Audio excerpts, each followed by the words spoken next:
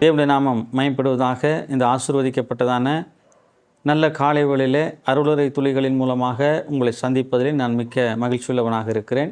இன்றைக்கும் வேதத்திலிருந்து சில காரியங்களை கற்றுக்கொள்ள தேவன் நமக்கு உதவி செய்வாராக. மத்திய சுவிசேஷம் அதனுடைய 11ஆம் அதிகாரம் 29-30 வாக்கியங்களை வாசிக்கலாம். நான் சாந்தமும் மனத்தாழ்மையாக இருக்கிறேன்.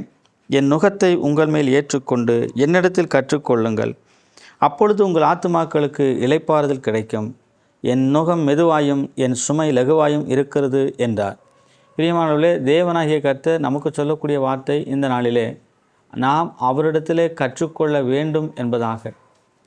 என்னிடத்திலே கற்றுக்கொள்ளுங்கள் என்று நம்முடைய ஆண்டவராக இயேசு கிறிஸ்து சொல்லுகிறார். நாம் அவரிடத்திலே கற்றுக்கொள்வதற்கு அநேக காரியங்கள் இருக்கிறது. பரிசுத்தத்தை கற்றுக்கொள்ள முடியும், நீதியை கற்றுக்கொள்ள முடியும், உண்மையை கற்றுக்கொள்ள முடியும், விசுவாசத்தை கற்றுக்கொள்ள முடியும், அன்பை கற்றுக்கொள்ள முடியும். இப்படி அவரிடத்திலே கற்றுக்கொள்வதற்கு நமக்கு அநேக விஷயங்கள், அநேக காரியங்கள் உண்டு. இன்றைக்கு நாம் கற்றுக்கொள்ள வேண்டிய காரியங்கள் அன்பை குறித்து நாம் பார்க்கலாம். இந்த அன்பு எப்படிப்பட்டதாக இருக்கிறது, எப்படி செய்யப்படுகிறது என்பதையும் நாம் இந்த வேத வசனத்தின் மூலமாக பார்க்கலாம். யோவான் 3:16 நாம் வாசிக்கும் பொழுது இப்படி வாசிக்கிறோம். யோவானுக்கு எழுதின சுவிசேஷம் 3ஆம் அதிகாரம் 16ஆம் வசனம். தேவன் தம்முடைய ஒரே பேரான குமாரனை விசுவாசிக்கிறவன் எவனோ அவன் கெட்டுப்போகாமல் நித்திய ஜீவனை அடையும்படிக்கு அவரை தந்தருளி இவ்வளவாய் உலகத்தில் அன்பு கூர்ந்தார். ஆண்டவராய் இயேசு கிறிஸ்து அன்பு கூர்ந்தார் என்று நாம் பார்க்கிறோம். ஆனால் எப்படி அன்பு கூர்ந்தார் என்று வேதவசனம் சொல்லுகிறது?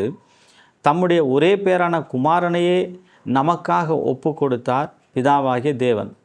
அதுபோல குமாரனாகிய இயேசு கிறிஸ்துவானவர் நமக்காக தம்முடைய ஜீவனையே நமக்காக கொடுத்து நம்மிடத்திலே அன்பு கூர்ந்தார். இப்படி அன்பை வெளிப்படுத்துவதற்காக, வெளிக்காட்டுவதற்காக தம்மையே பலியாக கொடுத்தவர் தான் நம்முடைய ஆண்டவராகிய இயேசு கிறிஸ்து. ஆகவே நாம் கற்றுக்கொள்ள வேண்டிய அநேக காரியங்களிலே இந்த அன்பு மேலானதாக இருக்கிறது.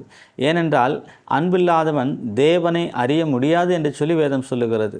அன்பினாலே நாம் எதையும் சாதிக்க முடியும் என்பதையும் வேதம் நமக்கு கற்றுக் கொடுக்கிறது.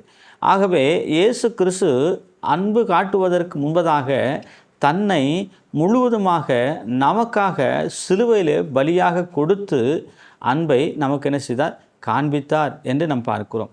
ஆகவே இயேசு கிறிஸ்து அன்பை நமக்கு காண்பித்ததினாலே தான், அந்த அன்பை நாம் புரிந்து கொண்டதினாலே தான், அந்த அன்பை நாம் விளங்கி கொண்டதினாலே தான் அவரை விசுவாசிக்கவும் ஏற்றுக்கொள்ளவும் அவரிடத்தில் நாம் இன்னும் அதிகமாக கிட்டி சேரவும் இந்த காரியங்கள் நமக்கு கற்றுக்கொள்வதற்கு ஏதுவாக காரியங்களாக அது இருக்கிறது.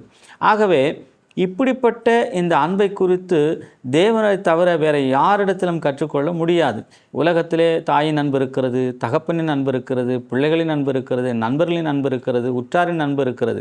ஆனால் இவர்கள் எல்லாருடைய அன்பை விட மேலான அன்பு நம்முடைய ஆண்டவராகிய இயேசு கிறிஸ்துவின் அன்பு என்பதை நாம் புரிந்து கொள்ள வேண்டும். அந்த புரிந்து கொள்ளக்கூடியதான இந்த அன்பை நாம் என்றைக்கு அதை நாம் சரியாக புரிந்து கொள்ளுகிறோமோ அப்பொழுதுதான் தேவனிடத்திலே நாம் விசுவாசம் வைப்பதற்கும், அவரை நேசிப்பதற்கும், அவரை ஆராதிப்பதற்கும், அவரிடத்தில் நாம் இன்னும் அதிகமாக கிட்டி சேர்வதற்கும் இந்த அன்பு நமக்கு உதவியாக இருக்கிறது.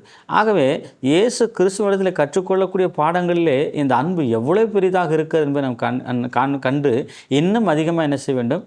அவரை நாம் விசுவாசத்துக்குள்ளாக நாம் என்ன செய்ய வேண்டும்? கடந்து போகக்கூடியவர்களாக காணப்பட வேண்டும். ஆகவே கர்த்தர் சர்வ வல்லமையுள்ள தேவனாக இருக்கிறது மாத்திரமல்ல, அவர் மகிமையின் தேவனாக இருக்கிறது மாத்திரமல்ல, அவரிடத்தில் கற்றுக்கொள்வதற்கு முதலாவது அன்பை எப்படியெல்லாம் வெளிப்படுத்தினார் என்பதை நாம் கற்றுக்கொள்ள வேண்டியது அவசியமாக காணப்பட்டது. அது மாத்திரமல்ல, 1 யோவானுக்கு எழுதின நிருபத்திலே நாம் பார்க்கிறோம். 4ஆம் அதிகாரம், 1 யோவான் 4ஆம் அதிகாரம் அதனுடைய 19ஆம் வாக்கியத்தை நாம் வாசிக்கலாம். அவர் முந்தி நம்மிடத்தில் அன்பு கூர்ந்தபடியால் நாமும் அவரிடத்தில் அன்பு கூறுகிறோம். அன்பை நமக்கு முதலாக வெளிக்காட்டினவர் நம்முடைய ஆண்டவராகிய இயேசு கிறிஸ்து தான். அவர் முந்தின இடத்தில் அன்பு காட்டினதினாலே நாம் இப்பொழுது அவரிடத்திலே அன்பு கூறுகிறதற்கு நாம் இன்றைக்கு தயாராக இருக்கிறோம். ஏனென்றால் அவர் சொல்லிக் கொடுக்காமல் இந்த அன்பு கூறுதல் என்பது நம்மிடத்திலே வருவதற்கு வாய்ப்பே கிடையாது. ஆகவே அன்பு எப்படி கூற வேண்டும், அன்பினாலே என்னெல்லாம் செய்ய முடியும் என்பதை குறித்து கொரிந்தியர் நிருபத்திலே இயேசு கிறிஸ்து சொல்லியிருக்கிறார். ஆகவே இந்த வசனத்திலும் நாம் பார்க்கும் பொழுது அன்பை முதலாக நம்மிடத்திலே அவர் என்ன செய்திருக்கிறார், வெளிக்காட்டி நமக்கு அதை தெரியப்படுத்தினதினாலே இப்பொழுது அவரை விசுவாசிக்க அன்பு கூற நாம் கடனாளிகளாக காணப்படுகிறோம். ஆகவே இப்படிப்பட்ட அன்பினாலே நம்மை நேசித்தவர் தான் நம்முடைய ஆண்டவராகிய இயேசு கிறிஸ்து. தம் ஜீவனை கொடுத்து நேசித்தார், நமக்காக இரத்தம் சிந்தி நேசித்தார், அத்தனை பாடுகளையும் சகித்து கொண்டு நம்மை நேசித்தார், நமக்காகவே தம்மையே கிருபாதார பலியாக ஒப்பு கொடுத்தவர் நம்முடைய ஆண்டவராகிய இயேசு கிறிஸ்து. ஆகவே இப்பேற்பட்ட அன்புள்ளவராக நம்முடைய ஆண்டவராகிய இயேசு கிறிஸ்து இருக்கிறதுனாலே நாம் இன்னும் அநேக காரியங்களை இவரிடத்தில் கற்றுக்கொள்வதற்கு நாம் யாராக இருக்கிறோம், தயாராக இருக்க வேண்டும். மாத்திரமல்ல, இப்பொழுது இப்படிப்பட்ட அன்பு கூர்ந்த இந்த ஆண்டவராகிய இயேசு கிறிஸ்துவை நாமும் அன்பு செலுத்தி, நாமும் அவரை ஆராதித்து, நாமும் அவருக்கு கீழ்ப்படிந்து உண்மையும் உத்தமத்தோடு வாழ தேவன் நமக்கு கிருபை செய்வாராக. தொடர்ந்து இந்த காரியங்களை கற்றுக்கொள்வதற்கு தேவன் உங்களுக்கும் எனக்கு இரக்கம் செய்வாராக. தேவனுடைய நாமம் மாத்திரம் மகிமைப்படுவதாக. ஆமேன்.